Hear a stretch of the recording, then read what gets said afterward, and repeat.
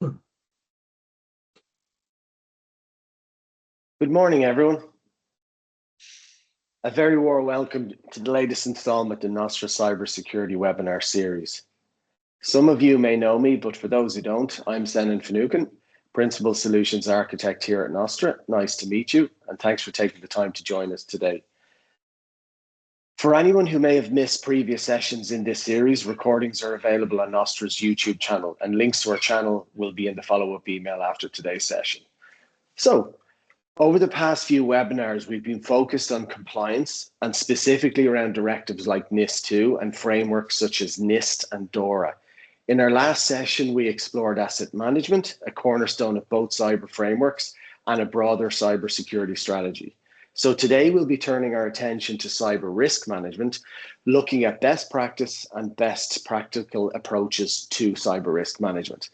As always, we encourage you to get involved. If you have any questions throughout the session, feel free to drop them into the chat and we'll do our best to cover them during the session. We've set aside some time at the end for a bit of a Q&A, so absolutely get involved when the time comes. Just a quick note, we're recording today's webinar and we'll send the recording along with the slides to all attendees afterwards. So without further ado, I'll hand you over to Jason Byrne, our Head of Compliance, who'll be leading today's session. So over to you, Jason. Thank you very much, Senan. I'd like to thank you all for joining us here today to our recommended practices in cyber risk management webinar. I appreciate the time you're giving us here today. We are now hitting into holiday time. And of course, that can be a challenge for all of us in order to make the time available for these webinars. So we'll crack straight on here and we'll ask ourselves, why do we need cyber risk management? Of course, we all know to some degree, but let's throw up a couple of elements here. I mean, this could be a 6 element list. This could be a 20 element list. So what do we do first? Well, we protect critical assets. So we want to safeguard sensitive data. We want to look after our intellectual property. We want to make sure they're always available, and we want to make sure that there's integrity in the data in the systems that we use and that we provide. When we've done our cyber risk management, that'll help support informed decision making. So we can prioritize what we need to protect. We can prioritize what we need to do for regulatory affairs. We can prioritize what we need for availability. This is all done once we've identified our critical assets as the first step. Is what we worked on in the last webinar. We now know what are our assets we need to look after.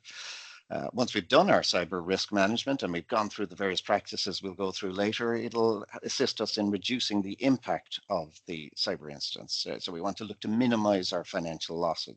We want to look to minimize our operational downtime. We don't want people sitting around wondering when can we get back to work, or we don't want customers looking for us and we have to say, oh, terribly sorry, the system is down. Please bear with us while we're dealing with it. The last thing we want is data breaches or data loss, because companies that experience both of those, it tends to be a hard road to come back on. We want to enhance our business resilience. So if we do have an issue, we've identified the risks. We've attempted to put in place processes or solutions that will reduce the amount of downtime associated with them so we can continue on, we can maintain our productivity, we can maintain our profitability, we can maintain our services that we provide depending on where we fit into the economy. Now that we've got our business resilience there, well, now all our stakeholders are much happier. We have our board, we have our regulatory affairs, we have our customers that may come in and do a customer audit. We have our customers who rely on us on a service. So we all know systems where you give up using it because it's not always there. So it's really important we keep that service going for our customers.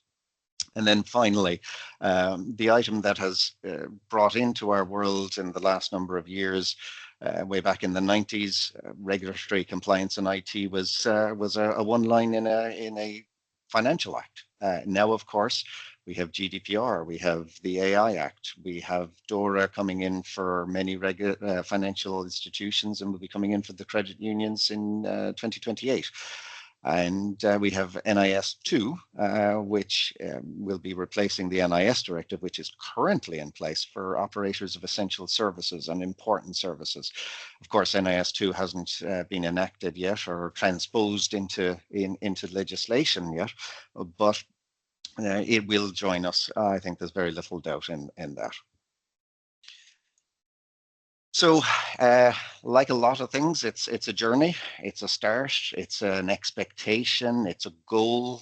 How do we want to get there? What are the steps we go on there? So this is part of what are the practices, what are the fundamentals that we do whenever we start looking at risks in an organization. So in my history, I've gone into companies where they had a mature risk management strategy, and I've gone into companies that it was a case of we don't even have an asset list. So we've covered the journey all the way in between. So what do you need to do? Well, we need to identify the assets, and I'll also mention processes as well, because that's becoming much more important. But for simplicity today, we'll keep it in under assets and suppliers to a limited degree. We'll be covering suppliers in greater detail in the next webinar. So we look at all our assets. We want to identify what are the critical ones and what are their dependencies. So an analogy I often give is, look, it's critical that we get, that we're able to supply with, say, isopropanol alcohol out the front door. But what we didn't realize was we needed that old printer sitting in the corner working as well. So it's not just a case of saying, well, we need the ERP system to make sure that we get the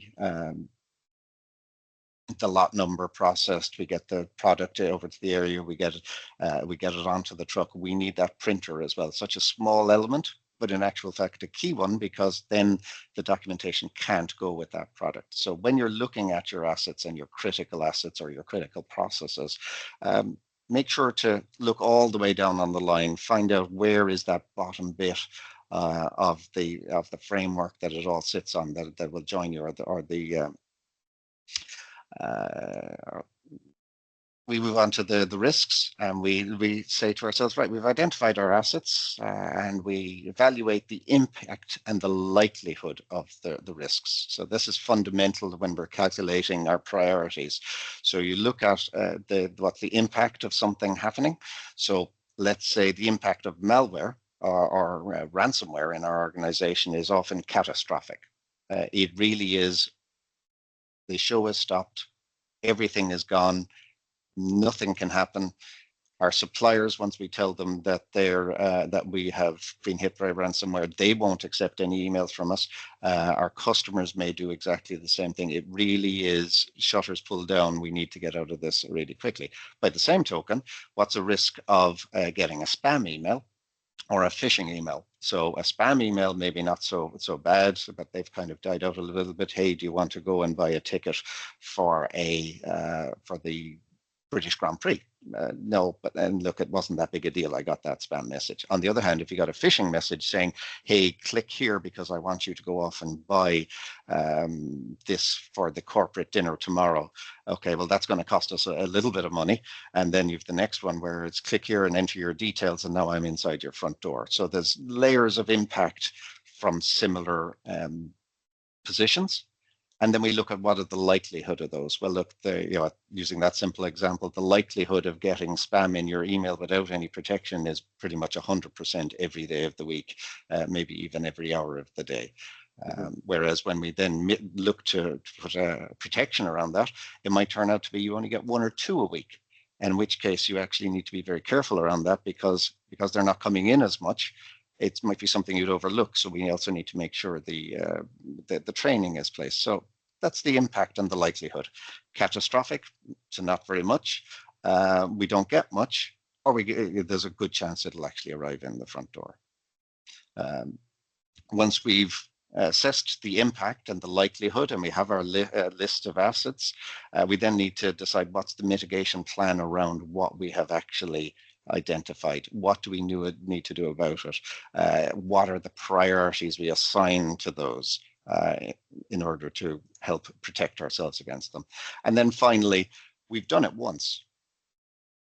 The moment you've done it once, it has now become stale. So you need to continuously monitor this. This is something that you need to start to live. This is something that becomes part of your organization's way of operating, to say, like at the end of every month, have we considered items here? Or at the end of every quarter, maybe, depending on what the complexity of your organization is. I know of some organizations where the risk is calculated every week, or any time a vulnerability is brought in. So an operator of an essential service, they get regular updates of vulnerabilities during the month. In the event that there's a critical vulnerability comes in, that's put into their risk register. They decide on what they're going to deal with it, and they action it straight away. If it comes in with a very low score, it might happen towards the end of the month. So like a lot of these regulations, it has to be fit for purpose, and it has to be proportionate, and it has to be appropriate. Lovely words that are in there that are very much a case of, you need to use the appropriate level for your organization or the risk itself. Now, so how do we start working our way through that?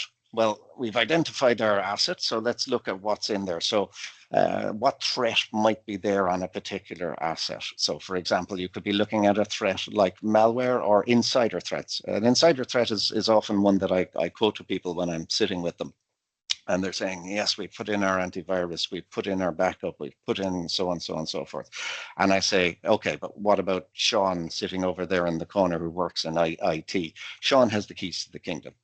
So it's not just a technological risk that might be in place. There also might be people risks in there as well, or similar risks to that wouldn't necessarily be a cyber risk insofar as does it come for a computer, but it's a cyber risk because it might affect the computing system, or the production system, or the cloud-based system that you're operating on. So when you're looking at a risk, think outside of the laptop screen, think outside of the server room, think outside of the data center. What might actually come in, as well as just a simple malware bytes.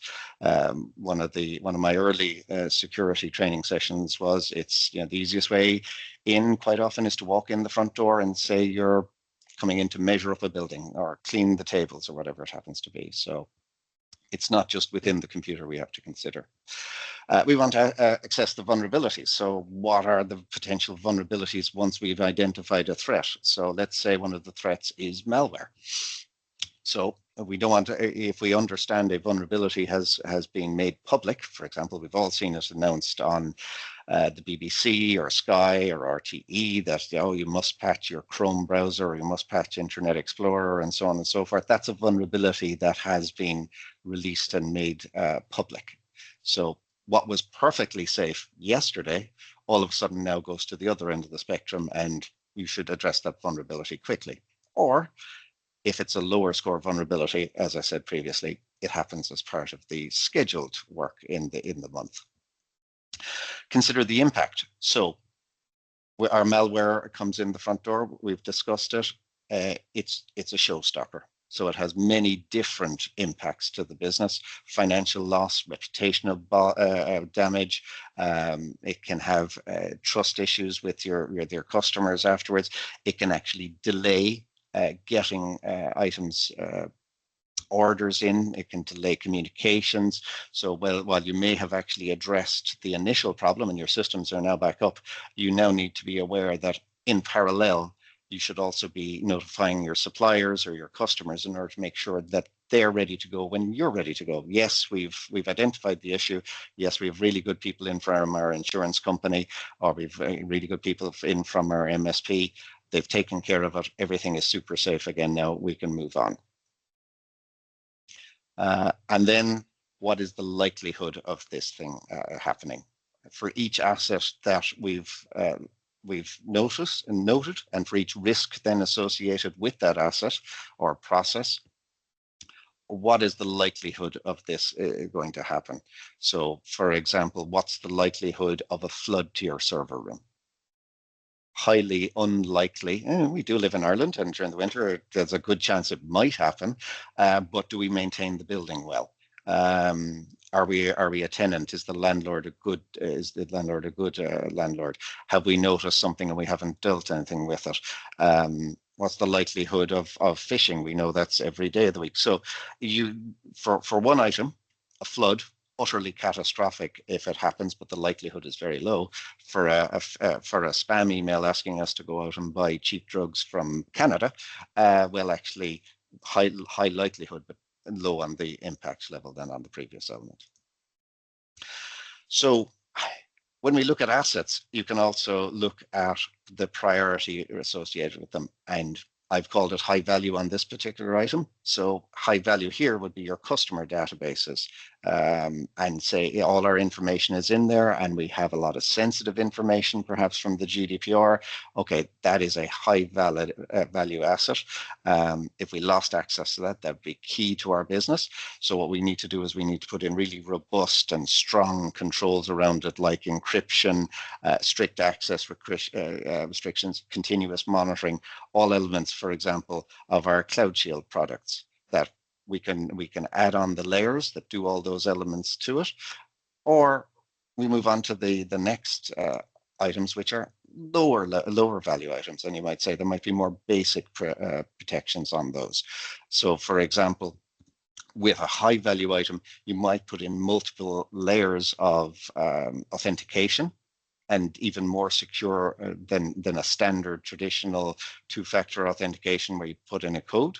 Whereas for the lower items, we might be happy with that because the likelihood or the impact will be much lower. Or in a similar vein, if it's something that we're talking about data centers, we might decide we want to put that in Microsoft's data center, because that's a super critical item and they have people at the front door and they have super air conditioning, they have all the qualifications around it or certifications around it. Whereas for ourselves, if we're running our access control system, that's not that particularly exciting. So that might be okay, still sitting on a standalone machine in our office talking directly to the door controllers.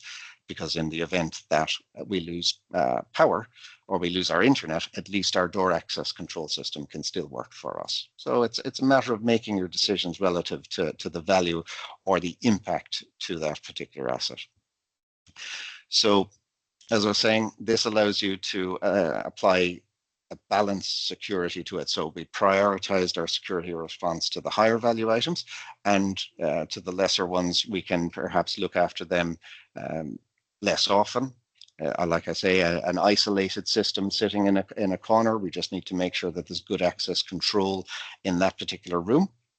Whereas our high value customer data that includes medical information, for example, that one we want to look after an awful lot better, and we'll prioritize our security department to that. Now, as well as assets, and this is very pertinent to both the NIS2 when that comes in and DORA, we need to assess our third-party supply chain risk and supply chain risk. There's been a number in much the same way that the vast majority of vulnerabilities or compromises come in through people to an organization.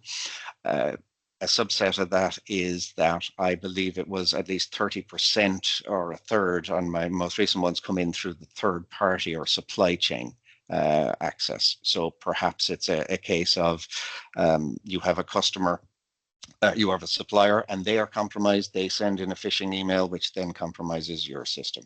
Or perhaps you're reliant on deliveries. And if those deliveries can't go because of their IT system falling over, well, then you can't get your product out the front door.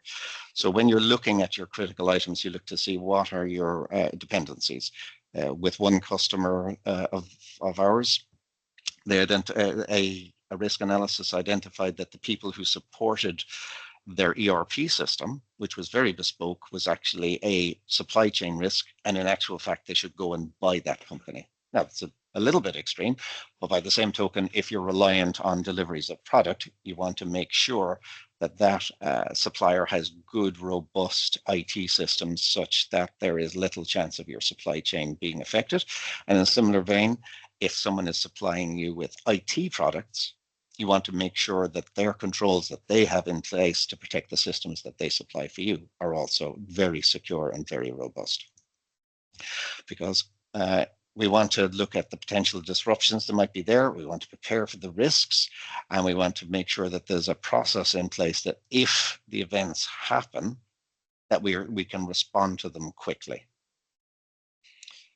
And ultimately, we want to mitigate those risks. So if we understand the impact of a supply chain risk into the organization, well, then we can look and see how can we mitigate that risk. If a supplier is saying, well, I can't actually do that, or I'm not going to spend the money on that, or I don't think it's that important, well, then we will look around. And that's an element of the due diligence, which is coming into play now for an awful lot of us. It started a number of years ago where customers who were dealing with the multinationals was where I saw the trickle down beginning originally, where someone dealing with, we'll say, the like of Pfizer's or Intel or whoever it happened to be would suddenly get this security questionnaire in order to ensure the security of their supply chain. I think, Jason, it's important to note as well, for those of you, the vast majority of you are probably on Microsoft.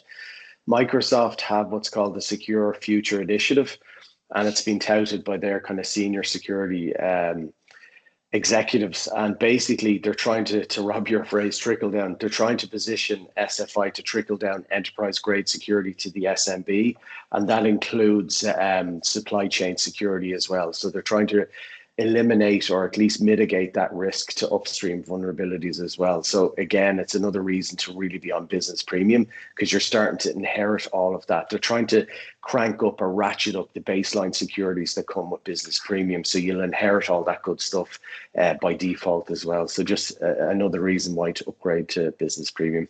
Sorry to jump in there. No, you're okay. And it's a good point. You mentioned it there, baseline. That's one of the critical items that are coming in with the new framework, or one of the important items that comes in with the new framework. It's the ability to identify a baseline of security in your organization, to maintain it and to improve it. So your risks might define what your baseline of security would be. And then that allows you to make the informed decision around what is my budget for next year, or what changes do I need to make to a system next year, rather than having a surprise halfway through the year and needing to find the money. If we have identified the risks, we can see what's coming down. Let's say a simple risk. We know that Microsoft operating systems expire. So that is a financial hit and a potential disruption to production, and ultimately would be a security vulnerability in the organization. So if we've identified that in our asset list, that there's an expected lifespan around our product, well, then we can say a year out, well, we'll put in the budget next year for all the new hardware and software and time we're going to need to associate with it. So it helps us to plan our businesses better, helps us to ensure the reliability in our system as well, because once you lose that currency, you may also lose the support as well. And ultimately, you will lose the knowledge out there. We've all supported an old server sitting in a cupboard that hadn't been brought out for 10 years or more. But by the same token, if there was a life cycle in place, that would help you deal with that better in the longer term. So once again, along with the assets, once you've done your due diligence on your supply chain, it's not enough to just do it once. It needs to be something you live. It needs to be something you do regularly. It needs to be something that's put into what we like to call the compliance calendar, that you identify the suppliers. And we're all working to that at the moment.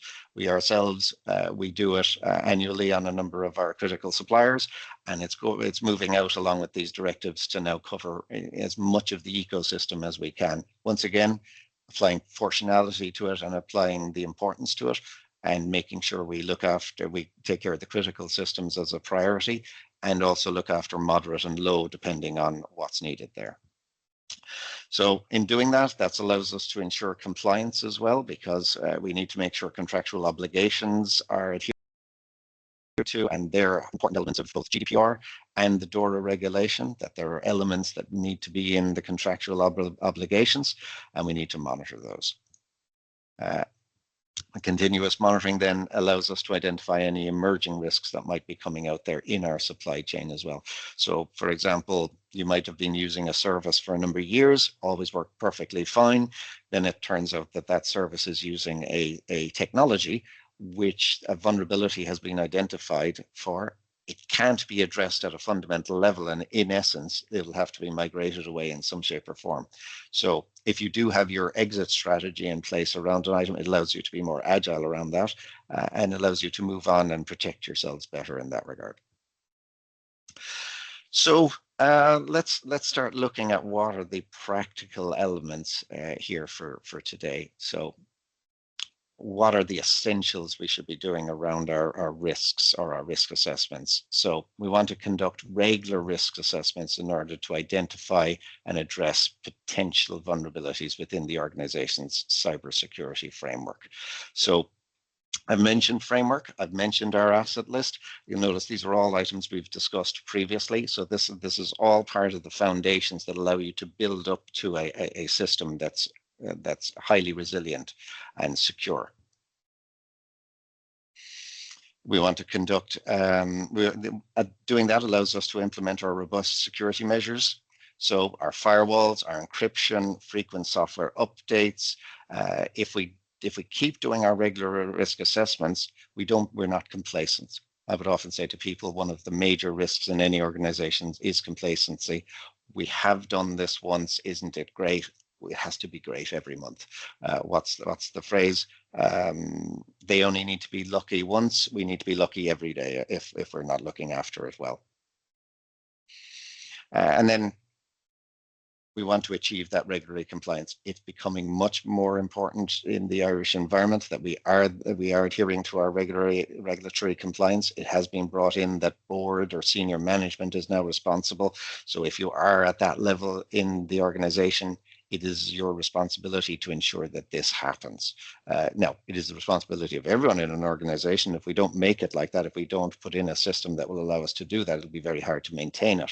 But ultimately, the buck does stop. So we need to protect both ourselves and the company in that regard. So how would we do that? Well, we put in place governance committees or ESG committees. We look at irregular internal audits. We might pay for external audits. We might pay for external pen tests. We might pay for regular employee training. One of those fundamentals that are in the GDPR, everyone must be suitably trained. So these are foundations in anyone's security armory in order to make your system that bit more secure.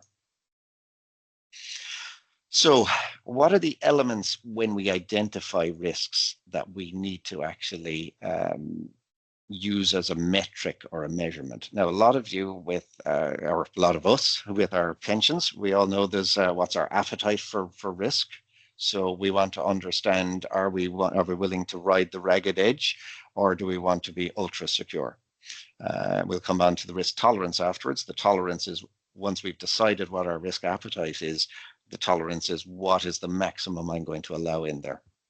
So if you consider the risk appetite sets the tone for the risk taking, or the ethos on your risk taking, whereas risk tolerance defines the limits in that. So once you know your risk appetite, you can use that to make effective decisions or aligning your strategies with the goals of the organization. So you have both intentional, unintentional as well, we shouldn't forget that, and controlled risk taking, vital for the organizations. So what's the phrase? In order to accumulate, you have to speculate.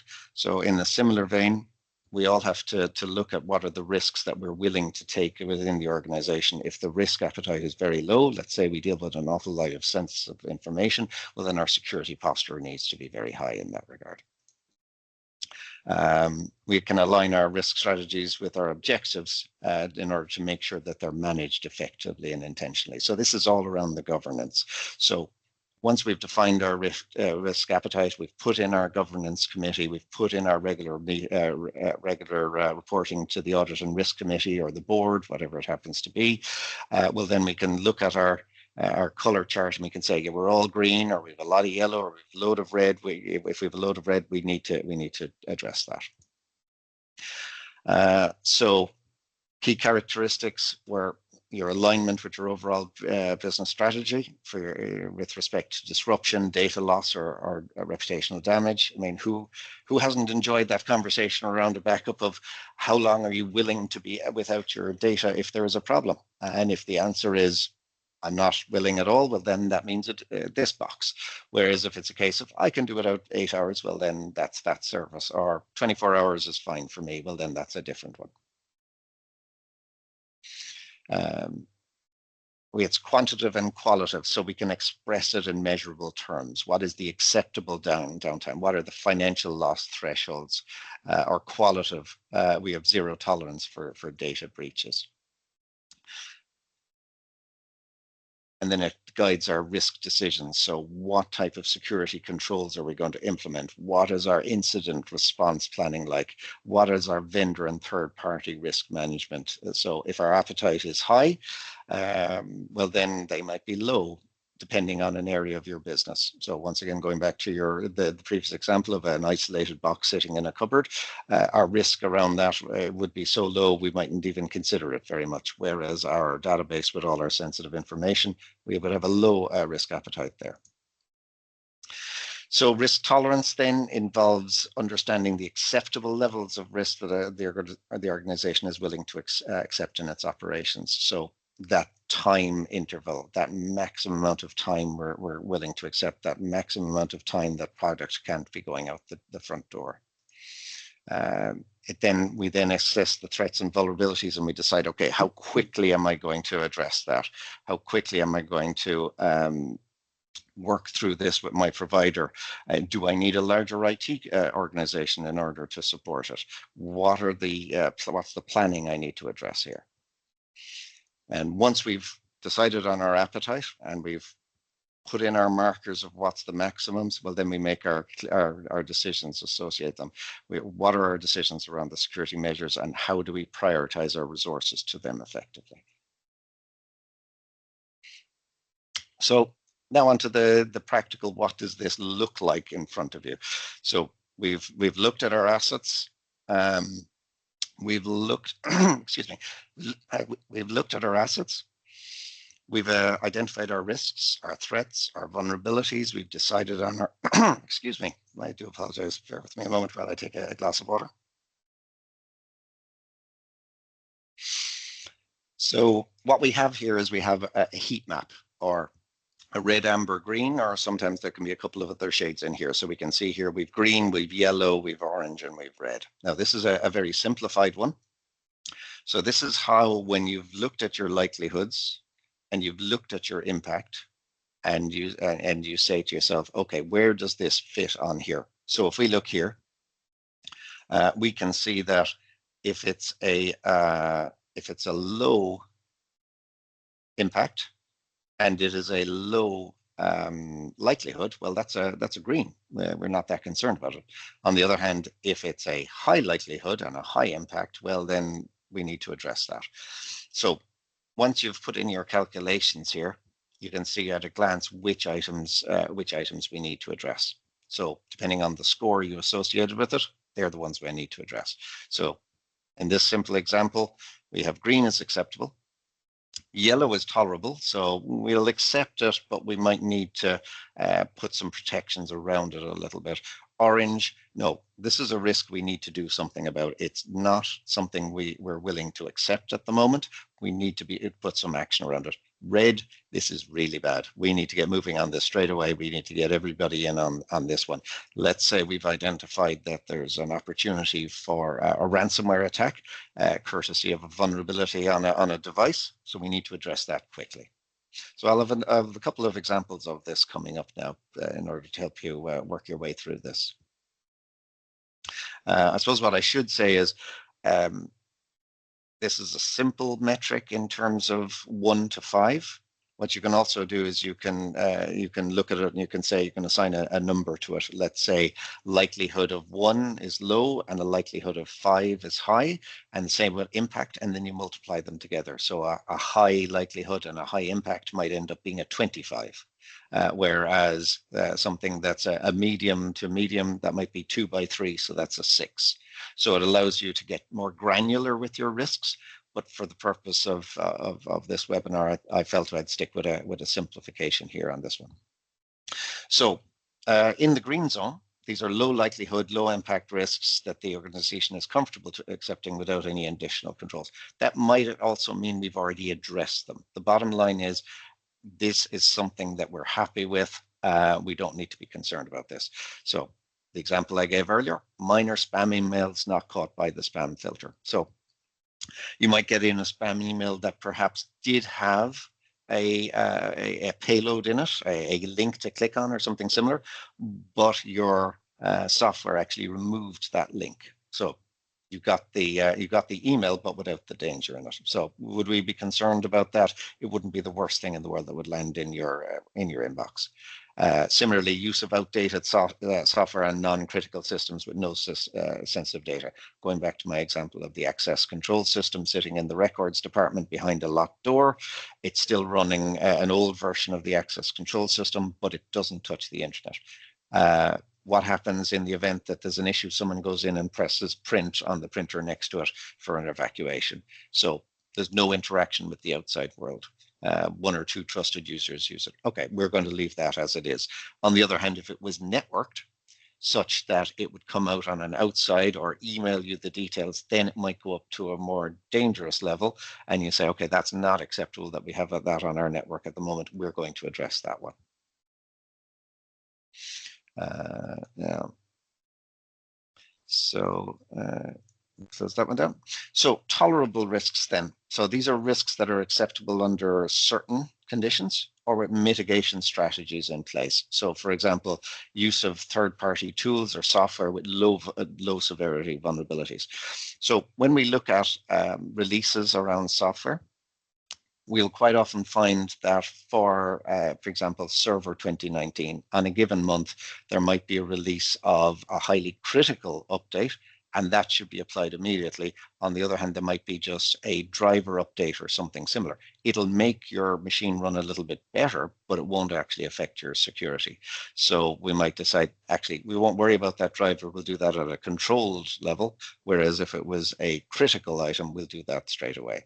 So there we go. Delayed patching of non-critical systems due to operational constraints. That's another live one in many environments. If you're running in a 24/7 production environment, it can quite often be difficult to get the time in order to apply those updates to it.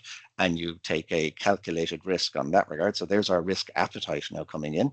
And we say, all right, we're okay with that going on for a month outside of the norms, because in actual fact, all of our other systems are protected.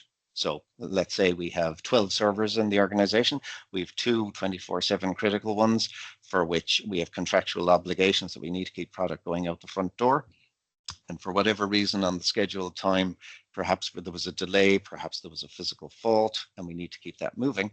Well, we take that, we adjust our appetite for risk around that, and we say, okay, we're okay with those two servers not getting the updates this month, and we will allow it to continue. But the next available weekend, we're going to run the updates.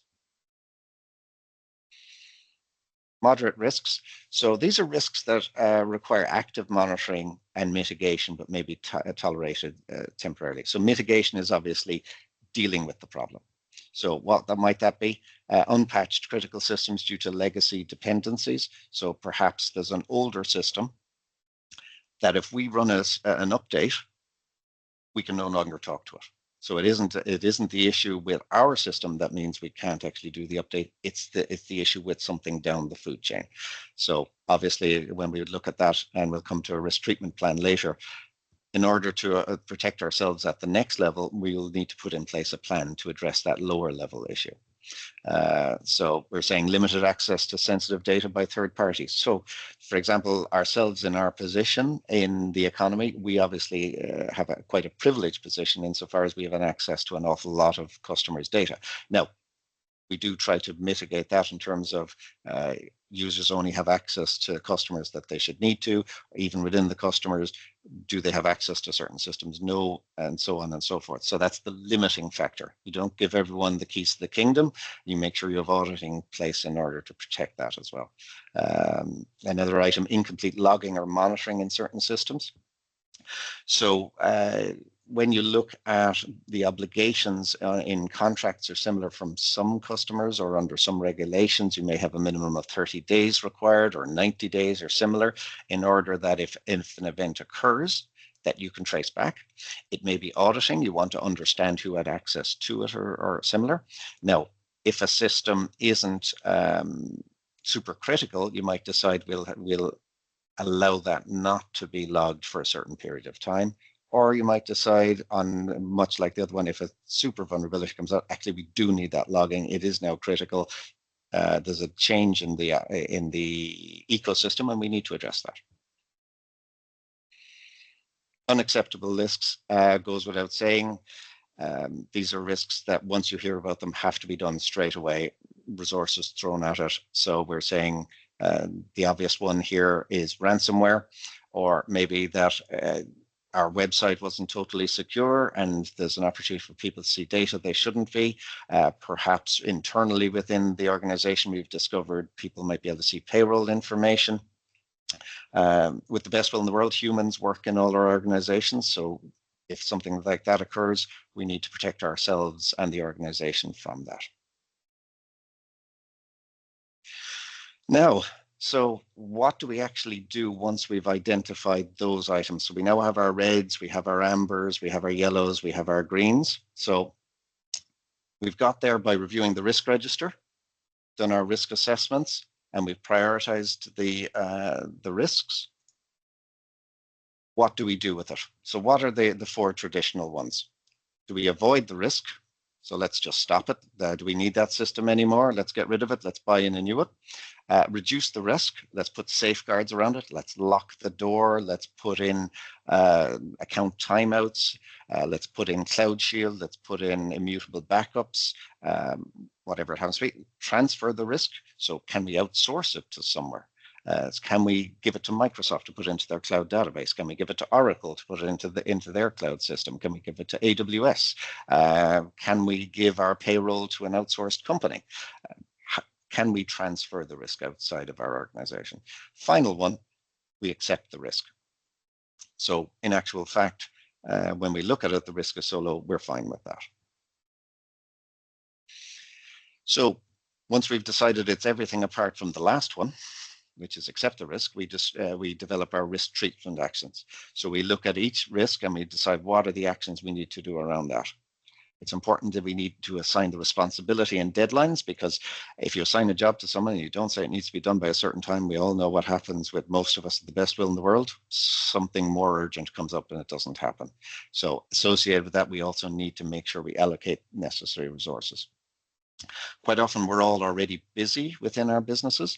And when something like this comes in, we do need to decide what is the priority here and how are we going to address it. Do we need more resources? Do we need to get in outside help? How are we going to manage this? So following on, right, we've now decided our actions. So we have to actually implement the risk treatment plan or the risk treatment strategy. So we've planned our actions. We've looked at our rollback. We've decided how are we going to deal with this in the event that it goes wrong. We have our expectations. We know what it will look like if it is working for us. So we put our metrics around it. We ensure we talk to our stakeholders, and we ensure we have the appropriate people working with each other. So with DORA, for example, our testing of disaster recovery and so on has now become a much more collaborative affair. Over the last 3 years, even before DORA came in, I found myself working with an awful lot more companies working with their suppliers or their customers in order to test their systems. Maybe on a simple level, it was customer. Sometimes it was supply chain. We need to monitor and review. Okay, we've done it. We need to make sure that it's actually working. It's all very well that we've put in place this wonderful system, but did we miss something? Is there something subtle? Is there a new risk after coming in courtesy of it, because that despite the best of intentions at the time, did someone miss a trick there along the line? If we've decided, actually, yeah, that's introduced a different one. I mean, sometimes there's a case of your fault, my problem. No one intended for it to happen, but look, it's there now, so now we have to deal with it. Where does that feature in the priorities? Okay, we need to adjust the plan. Let's make some changes around that.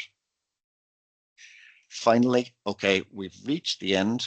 Have we maintained our documentation? With the regulations that are in place, it's not enough that we do. we have to show that we've done. We have to provide the evidence. We have to make sure that if we look back afterwards, we have the appropriate audit trail or records or minutes, whatever it happens to be. We also need to report back to management to say how the system is performing. Perhaps we need to go back to a supervisory authority. The important thing here is, as well as doing the do, we have to record the do here and make sure that we get to it at the end. So what does that look like? All that work we've just done, how does that look like in a record?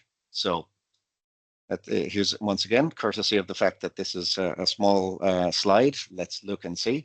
So when we looked at our risks, we decided, okay, a phishing risk was a phishing attack was a risk, ransomware was a risk, data breach, insider threat, denial of service is the final one there. So initially we said a phishing attack, initially a high risk due to frequent targeting and potential for credential theft. Okay, so what mitigation are we going to put in? Because that's a high risk. We're going to put in email filtering. We're going to train the users, and that has now reduced the likelihood and the impact. So it's gone from a 5 to a 2. So we dropped down from top of the red bar down to a medium green. Similarly, ransomware, a really high impact due to data loss and downtime once we looked at it. However, we put in place immutable backups. We put in really good endpoint protection. So we've now minimized the threat. Okay, it might happen because no one can say never. But with our immutable backups, we're now in a really good place that we can get our backups back in place. Or we can get our data back in place. A data breach. Okay, sensitive data was exposed and it posed a serious risk. We've all read those articles where a file was available on the internet with no password on it. A developer was doing some work and didn't delete something. A backdoor was left open by someone in order to do it. Perhaps somebody didn't tick a box when they were finishing off a job. They didn't undo a temporary solution. So we've identified that risk.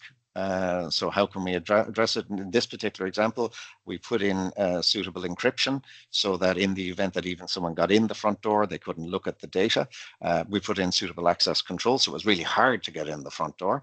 And now we've also put in SIEM and SOC so that our monitoring of the situation, so, oh, look, there's someone trying to do something that isn't normally done. Well, then in that case, we've caught them before they get any distance. Now, it can still be a high impact if it happens. So you might still have a 2 as opposed to a 1. So when you're looking at your scores towards the end of your mitigations and so on, it might still be moderately high, but that might be based upon what would be the impact of it actually happening as opposed to the likelihood of it happening. I spoke earlier about Sean, who works in IT and maybe went to Vegas and got in with bad people. Who knows? It has happened out there. One of my favorite examples was where a supplier and an IT manager were in cahoots with sending in fake invoices and so on. So that was a financial threat to the company, but also meant they were getting lower quality equipment into the organization as well. So 2 things, financial threat and a security issue there. So what are we looking at? We're looking at user behavior analytics. We're looking at baseline monitoring. We're looking at access restrictions, and we're looking at training and awareness. And the DDoS, okay, that's a denial of service for those of us in the internet nerd department. And it could materially affect your public-facing website. Perhaps you're a credit union with a customer portal that needs to be that people will use to access. Perhaps it's an order form. If the orders aren't coming in, you're not going to get any turnover. So we want to reduce the opportunity that someone could attack your system. So perhaps we put in a web access firewall, perhaps we put in other DDoS protection services, and we put in filtering to allow only traffic from certain areas to come at our system.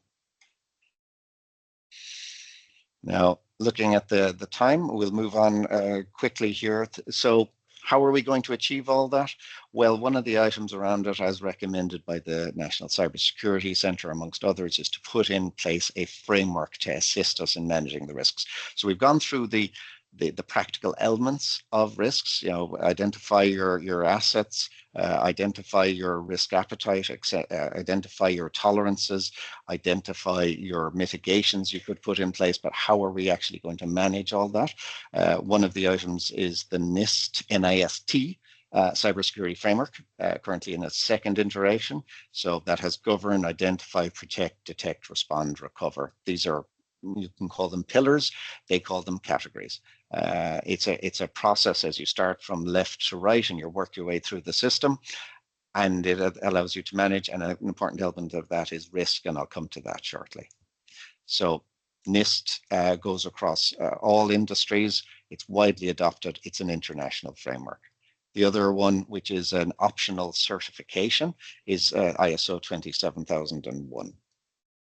So it emphasizes risk assessment, treatment, continuous improvement, and of your information security management systems. So what do those controls look like in the NIST, and how would they help you? Well, here's the first one. Risk management objectives are established and agreed to by the organizational stakeholder. So we brought everyone into the room. Everyone understands what we're doing, how we're doing it, how we're going to get there. What do we really want out of this? Risk appetite and risk tolerance statements are established, communicated, and maintained. Okay, that's decided. What are we going to allow? Cybersecurity risk management activities and outcomes are included in the enterprise risk management process. In other words, cybersecurity isn't over here in its corner or being ignored by the financial side of the house. It's all brought into the nexus that is the board or the appropriate committee within the organization.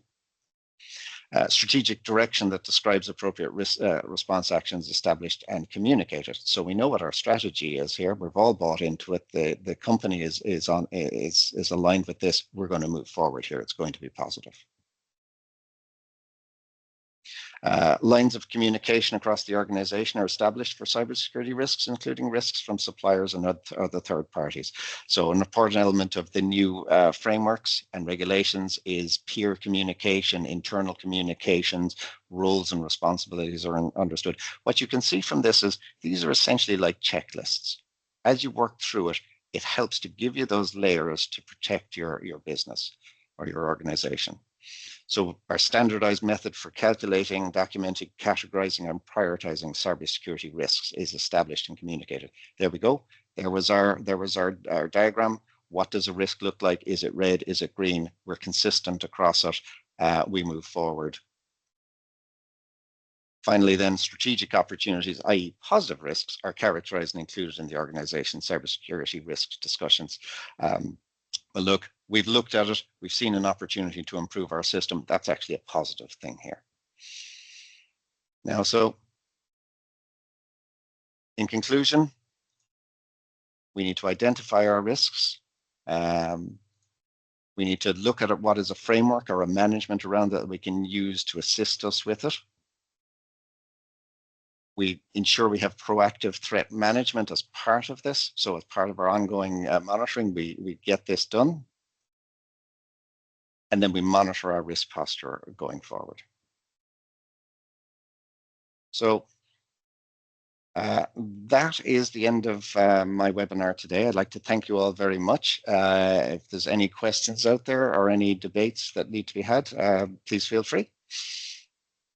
One question I'd just like to ask Jason, just as an area of focus, could you possibly, I'm sorry to put you on the spot, but what top 5 areas of focus do you think credit unions should be, I suppose, monitoring or being aware of when it comes to cyber risk management?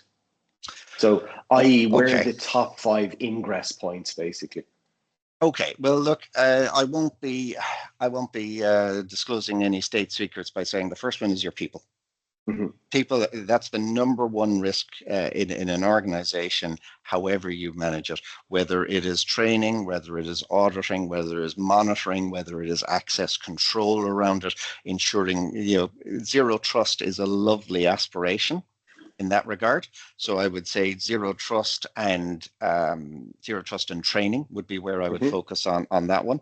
The next element is the product life cycle. So it's very easy for a product to go into an organization and everyone say, this is excellent, we have it, it's fabulous, and so on and so forth. And then 3 years down the line, 5 years down the line, we suddenly find there's a fundamental vulnerability there.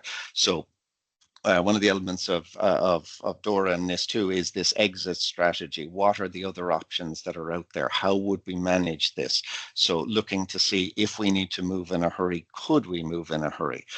Similarly, our backup and disaster recovery plans and incident response, I would roll them all into one, and I would say, have we done a good test on that? Credit union or ordinary organization, the last thing you want to find out on a wet Monday morning is the system is down and people don't understand how to get it up. So it's really proper planning, really proper resource allocation around it.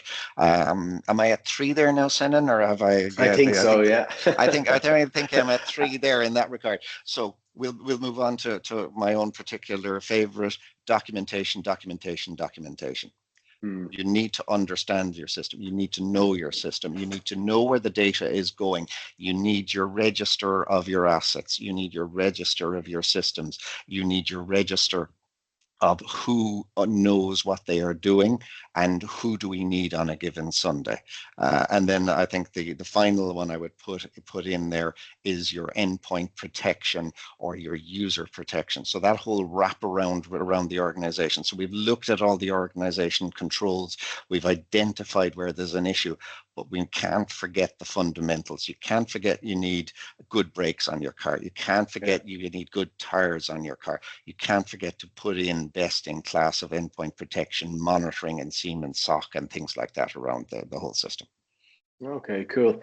And look, guys, if you feel that you don't have a handle on those risks or you don't feel you have any kind of fail safes in place, just reach out to Nostra and we'd be more than happy to guide you through, I suppose, identifying those risks firstly, and then putting mitigating steps in place then to close off those gaps then as well. So I'd like to just bring attention to our next webinar. That is on the 1st of July, 11 to 12. And it's all on recommended practices in supplier management. So looking forward to that one. I guess that's all the time we have for now. We're about 2 minutes to 12. Again, thanks everybody for attending today. Thanks a million to Jason and Reg, who were on the call as well, for providing the content. And have a great day, everyone. Take it easy. Thank you all very much. Bye-bye now.